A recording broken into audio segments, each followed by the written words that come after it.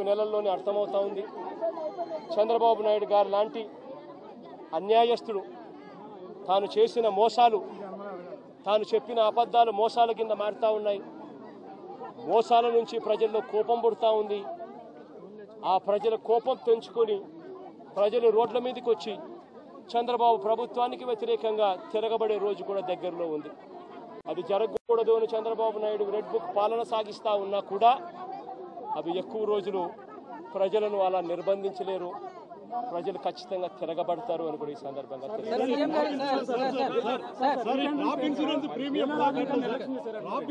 Premium మీరు చెప్పినట్టుగా ఇప్పుడు కట్టలేదు, పొలాలు మిలిగిపోయినాయి, ఎన్యూమరేషన్ స్టార్ట్ కాలేదు. మరి ఇన్సూరెన్స్ ప్రీమియం వస్తుందా, ఇన్సూరెన్స్ వస్తుందా రాదా?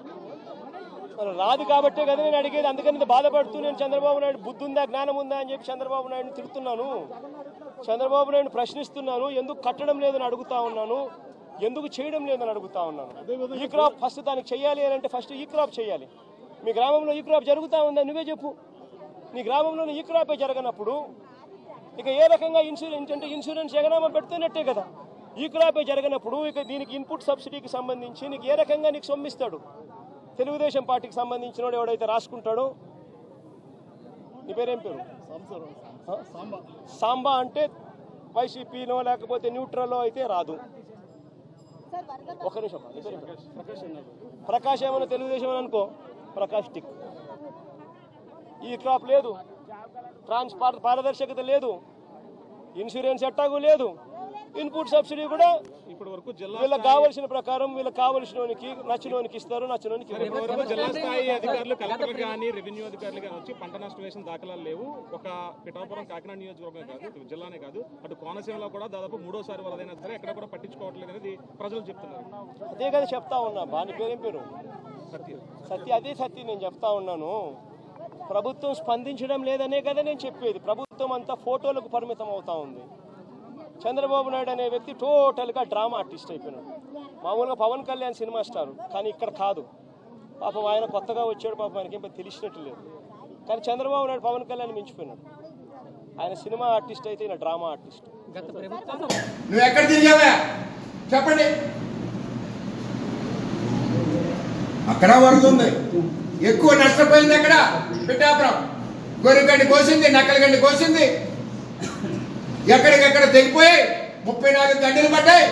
నువ్వు ఎంత అందమైన కాలనీ కట్టావు, జగనన్న కాలనీ. 40 ఎకరాలు, ఎకరా అక్కడ 15 లక్షలు, నువ్వు కొట్టేసింది 60 లక్షలు.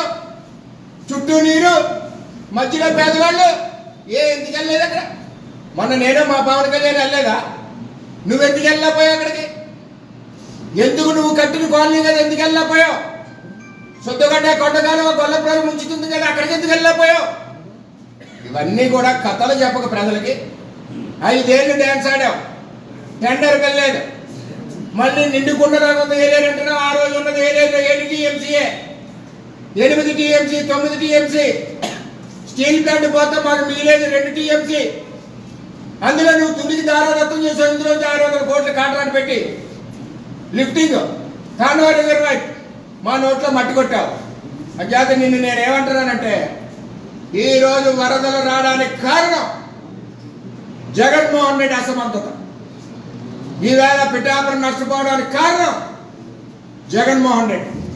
ఇవాళ నేను అడుగుతా ఉన్నా, నీ ఎంపీకి కానీ, నీ ఎమ్మెల్యేకి కానీ, నీకు కానీ సిగ్గు సెర ఉంటే కాపునేస్తానికి వచ్చావు కదా గొల్లపురం. చెప్పావు కదా 160 కోట్లు ఇస్తున్నాను అని. ఎక్కడ పోయినాయి 160 కోట్లు?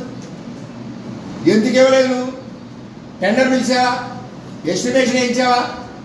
ఎందుకయ్యా నాటకాలు, అబద్ధాలు చెప్పు. చంద్రబాబు ఏ రోజు కూడా పిఠాపురానికి నష్టం జరగలేదు. అన్ని రకాలుగా చంద్రబాబు ఆదుకున్నాడు. ఇరిగేషన్కి పిఠాపురానికి 2200 కోట్లు ఇచ్చిన నాయకుడు చంద్రబాబు నాయుడు. ఈరోజు ఈ నియోజకవర్గంలో పుష్కర ఎత్తిపోతుల పథకం చంద్రబాబు నాయుడు, సాగర్లో ఎత్తిపోతుల పథకం చంద్రబాబు నాయుడు, పురుషోత్తపట్నం చంద్రబాబు నాయుడు. ఎక్కడ చేసా? ముసిరిమిల్లి చంద్రబాబు నాయుడు, పట్టిసీమ చంద్రబాబు నాయుడు, పోలవరం 70% పనిచేసింది చంద్రబాబు నాయుడు.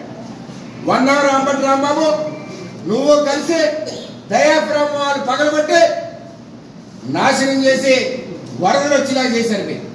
ఇవాళ వరదలకు కారణం మీ పరిపాలన, నీ టైమింగ్స్ ఏంటంటే ముఖ్యమంత్రికి 10 గంటలకు వస్తాం ఆఫీస్కి, 5 గంటలకు close, Saturday close, Sunday close, మళ్ళీ కోర్టు హాలిడేస్, కోర్టు వాయిదాలు క్లోజు.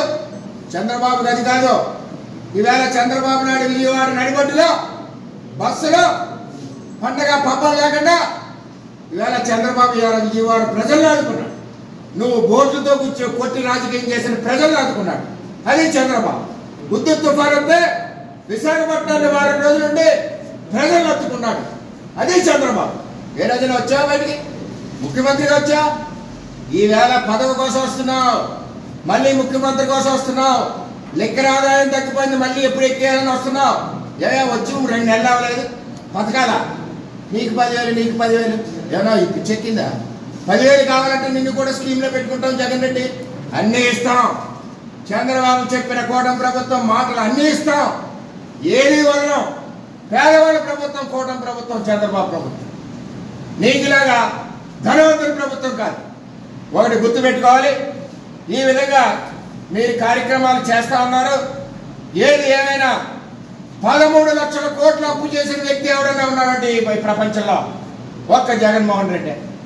13 లక్షల కోట్ల అప్పుతో చంద్రబాబు నాయుడు వేళ ఇరిగేషన్ ప్రాజెక్టులన్నీ, మూల వేసిన ఇరిగేషన్ ప్రాజెక్టులన్నీ, పట్టిసీమ అవనండి, పురుషోత్తపట్నం అవనండి, పోలవరం అవనండి, భుజాల మీద వేసుకుని 75 ఏళ్ల వయసులో పనిచేస్తున్నాడు. ఇవాళ చంద్రబాబును విమర్శించడానికి సిగ్గుండాలి. చూసి నేర్చుకోవాలి.